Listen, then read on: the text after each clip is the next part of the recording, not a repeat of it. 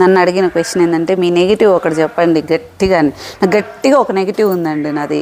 అది మార్చుకోవడానికి కూడా నేను ప్రయత్నించకూడదు అనిపిస్తుంది ఆ విషయం.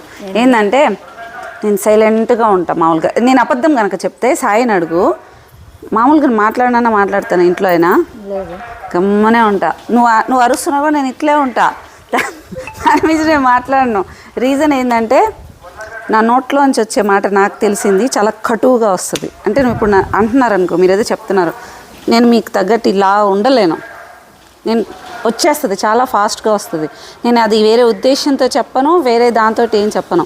కానీ నువ్వు ఇలా ఉండకూడదు, నువ్వు ఇలా చేయకూడదు అని చెప్పేస్తాను. నాకు ఎవరైనా అనవసరం అంటున్నారు అనుకోండి, నేను సైలెంట్గా ఉంటున్నానంటే దానికి కారణం ఏంటంటే దానివల్ల పెద్ద ఎందుకు అనకు దాంతో సైలెంట్గా గొడవలు ఎందుకని నాకు తెలుసు, నేను మాట్లాడితే ఎంత గట్టిగా ఉంటుంది అని చెప్పేసి.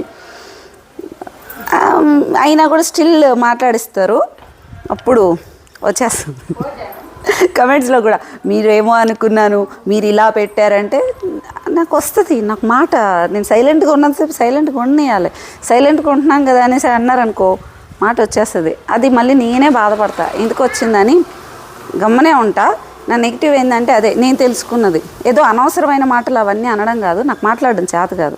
టక్కని అవతలకి ఆ మాట పడిపోద్ది. అది నా నెగిటివ్.